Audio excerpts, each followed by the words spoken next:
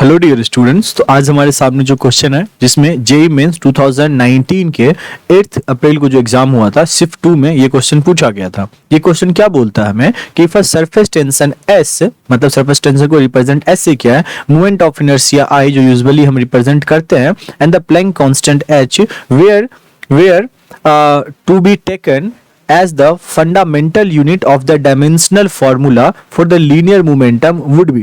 अब इन चारों में से हमें एक ऑप्शन करेक्ट मारना है। काफी इजी है, थोड़ा सा लेंथी सॉल्यूशन में इसका करने की कोशिश करूंगा ताकि आप लोग डिटेल में इन चीजों को समझ पाए।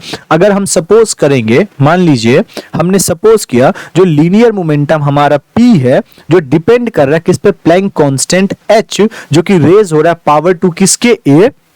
बात समझ में आई। सरफेस टेंशन कितना दे रखा है हमें S, ठीक है, रेज टू द पावर कितना B। हम इन सब का पावर डिफाइन कर रहा हूं और मैं कुछ नहीं कर रहा हूं, ठीक है, इन सब का पावर डिफाइन कर रहा हूं। और moment of inertia raise to the power C, I के लिए मैं C पावर डिफाइन कर रहा हूं। अब अगर आप इस फॉर्मूले, इस गिवन क्वेश्चन के हिसाब से चलते हैं तो हमें पता चलता है कि P जो कि डायरेक्टली प्रोपोर्शनल है हमारे H के, और इसको ब्रैकेट में बंद कर लेते हैं, उसके बाद S के सरफेस टेंशन के, उसके बाद मोमेंट ऑफ द इनर्शिया के। मैंने ABC पहले ही डिफाइन कर दिया है तो मैं यहां पे A ले लेता हूं, यहां पे B ले लेता हूं, यहां पे C ले लेता हूं। लेकिन आप सबको पता है कि डायरेक्टली प्रोपोर्शनैलिटी साइन के साथ हम क्वेश्चन को सॉल्व नहीं कर सकते हैं, तो हम क्या करेंगे, इसको हटाने के लिए हम एक कांस्टेंट यहां पे इंट्रोड्यूस कर देंगे। ठीक है, मैंने एक कांस्टेंट इंट्रोड्यूस कर दिया जिसको मैंने H कह दिया, K कह दिया, इसकी पावर में A लगाता हूं, इसकी पावर में B लगाता हूं, इसकी पावर मैं C लगाता हूं, राइट।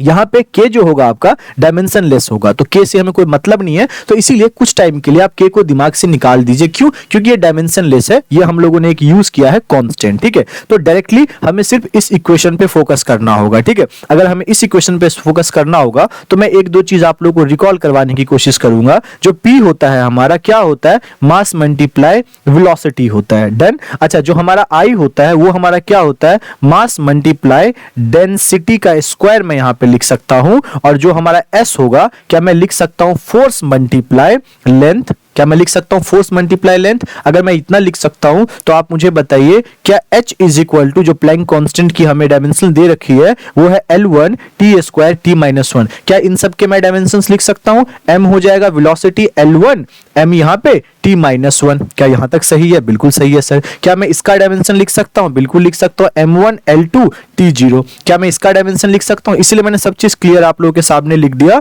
सो दैट कि आपको चीजें दिखे। जब चीजें हमें दिखती हैं तो सॉल्व करना हमारे लिए बहुत ज्यादा आसान हो जाता है। अब मुझे बताइए आप लोग, इसके ऊपर पावर क्या होगा, A होगा, I के ऊपर पावर क्या होगा, C होगा, S के ऊपर पावर क्या होगा, B होगा। ठीक है, माफ कीजिएगा, ये A के ऊपर नहीं होगा, यहां पे मैं फिर से दिखा देता हूं। H के ऊपर हमारा पावर A हो जाएगा, S के ऊपर हमारा पावर B हो जाएगा, और I के ऊपर हमारा पावर क्या हो जाएगा, I के ऊपर हमारा पावर C हो जाएगा। और ये तो LHS में है, इसको हम लोग क्या कह देते हैं, LHS कह देते हैं। और ये पूरी जो एक्सप्रेशन लिखी हुई है इसको हम लोग क्या कह देंगे, RHS कह देंगे। हमें दोनों को क्या करना होगा, इक्वेट करना होगा। अगर हम दोनों को इक्वेट करेंगे तो आप लोगों को पता है कि LHS में हमारा हो जाएगा M1 L1 T-1, am I right? और यहां पे हो जाएगा M1 L2 T-1, पावर कितना, A। अगर मैं इसकी बात करूं तो M T-2 पावर हो जाएगा B। अगर मैं थर्ड की बात करूं तो M L यहां पे 2 और इसकी पावर हो जाएंगे C। अब हमें डायमेंशनली इसको बैलेंस करना है, तो हम क्या कर देंगे, A plus B plus C। मैं सबसे पहले किसकी बात कर रहा हूं, सबसे पहले मैं M की बात कर रहा हूं, तो ये MA हो जाएगा, ये MB हो जाएगा, ये MC हो जाएगा, और ये किसके बराबर होगा, M1 के। तो MM हमें बेस लेने की जरूरत नहीं है, तो 1 is equal to A plus B हो गया। क्या मैं इसको इक्वेशन 1 का नाम दे सकता हूं? राइट सर, आप दे सकते हैं। उसके बाद अगर आप ध्यान से देखें, बहुत ध्यान से देखें, तो क्या 2A plus C is equal to मैं 1 लिख सकता हूं, और अगर 2A प्लस C 1 लिख सकता हूं तो A plus C is equal to कितना हो जाएगा हमारा, 1/2 हो जाएगा। पॉइंट्स को बहुत डिटेल में जाने की भी उतनी जरूरत नहीं है, आपको सिंपल मैथमेटिकल कैलकुलेशन जो है वो याद होना चाहिए। ऑपरेटर्स जो प्लस माइनस का होता है, मल्टीप्लीकेशन का, वो याद होना चाहिए। तो यहां पे हम लिख सकते हैं -A -2B is equal to -1, और a plus 2b is equal to 1।